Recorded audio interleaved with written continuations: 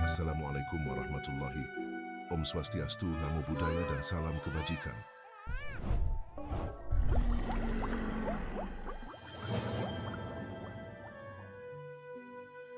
Aji Putri Karang Melenu merupakan istri pertama atau permaisuri dari Maharaja Kutai Aji Batara Agung Dewa Sakti dan juga ibu dari Raja Kerajaan Kutai yang kedua, yaitu Aji Batara Agung Paduka Nira.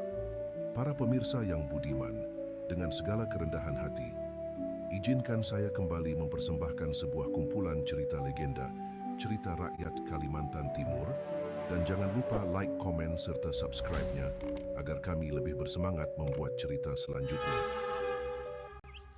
Di sebuah perkampungan yang sunyi perlahan terdengar dari kejauhan.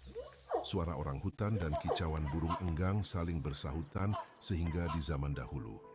Kala di kampung Melanti, Hulu Dusun, berdiamlah sepasang suami istri, yakni Petinggi Hulu Dusun dan istrinya yang bernama Babu Jaruma. Usia mereka sudah cukup lanjut dan mereka belum juga mendapatkan keturunan, sehingga masyarakat kampung pun ikut prihatin melihat kesedihan orang tua tersebut. Ketika malam semakin larut dan hanya terdengar suara longlongan anjing, sehingga nampak di balik pepohonan di mereka selalu tiada hentinya untuk selalu memohon kepada Sang Dewata agar dikaruniai seorang anak sebagai penerus keturunannya kelak.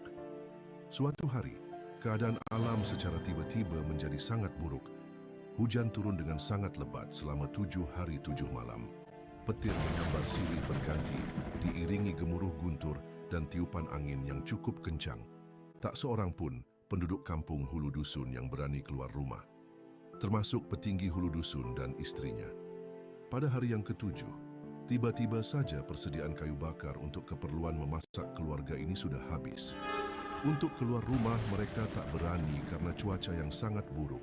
Akhirnya Petinggi memutuskan untuk mengambil salah satu kasau atap rumahnya untuk dijadikan kayu bakar.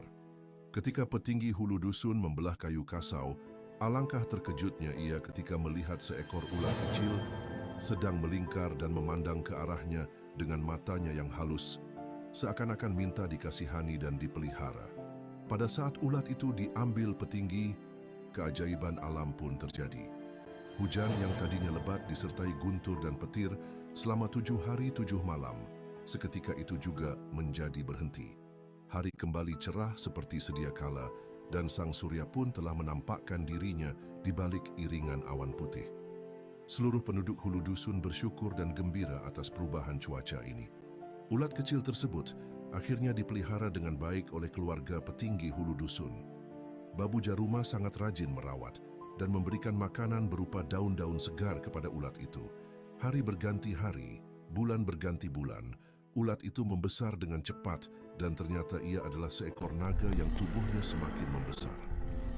Para pemirsa yang budiman, hingga di suatu malam, di saat sungai airnya beriak tenang nampak dari kejauhan di rumah gubuk tua, yang semakin rapuh, Petinggi Hulu Dusun tiba-tiba saja bermimpi bertemu seorang putri yang cantik jelita yang merupakan penjelmaan dari naga tersebut. Ayah dan bunda tak usah takut dengan Ananda, kata sang putri. Meskipun Ananda sudah besar dan menakutkan orang di desa ini, izinkanlah Ananda untuk pergi dan buatkanlah sebuah tangga agar dapat meluncur ke bawah. Sehingga di pagi harinya, Petinggi Hulu Dusun menceritakan mimpinya kepada sang istri.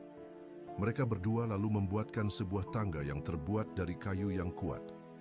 Ketika naga itu bergerak hendak turun, ia berkata, dan suaranya persis seperti suara putri yang didengar dalam mimpi Petinggi semalam.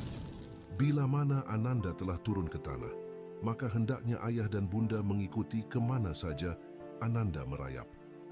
Di samping itu, Ananda minta agar ayahanda membakar wijen hitam serta taburi tubuh Ananda dengan beras kuning.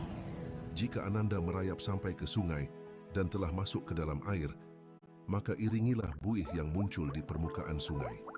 Dan kisah selanjutnya, akhirnya sang naga pun merayap menuruni tangga itu sampai ke tanah dan selanjutnya menuju ke sungai dengan diiringi oleh Petinggi dan istrinya. Setelah sampai di sungai, berenanglah sang naga berturut-turut 7 kali ke hulu dan 7 kali ke hilir, dan kemudian berenang ke tepian batu. Di tepian batu, sang naga berenang ke kiri 3 kali dan ke kanan 3 kali, dan akhirnya sang naga pun menyelam.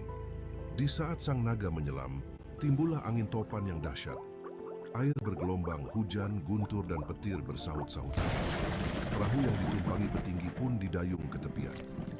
Kemudian seketika keadaan menjadi tenang kembali. Matahari muncul kembali dengan disertai hujan rintik-rintik. Petinggi dan istrinya menjadi heran. Mereka mengamati permukaan Sungai Mahakam, mencari-cari di mana sang naga berada.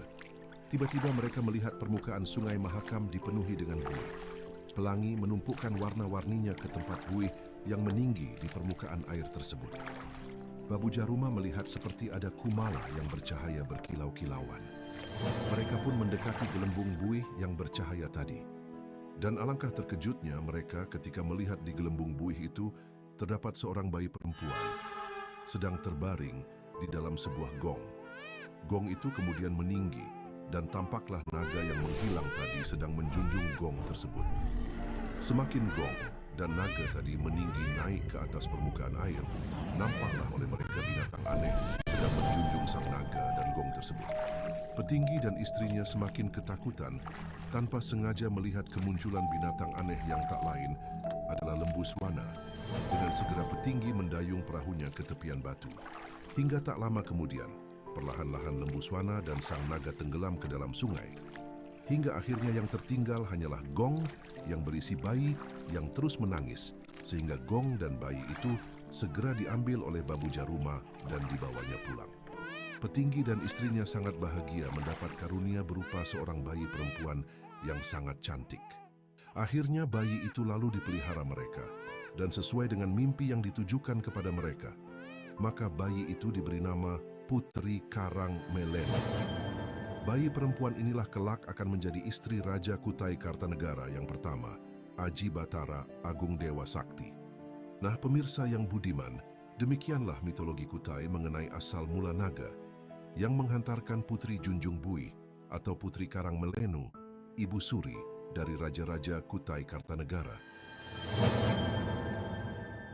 Para pemirsa yang budiman, demikianlah cerita yang penuh dengan ketegangan serta mengharukan ini. Dan sebelum kami undur diri, sebelumnya saya ucapkan terima kasih atas kesediaan waktunya menyimak cerita ini, dan jangan lupa like, komen, dan subscribe-nya agar kami lebih bersemangat membuat cerita selanjutnya. Wassalamualaikum warahmatullahi wabarakatuh dan salam budaya.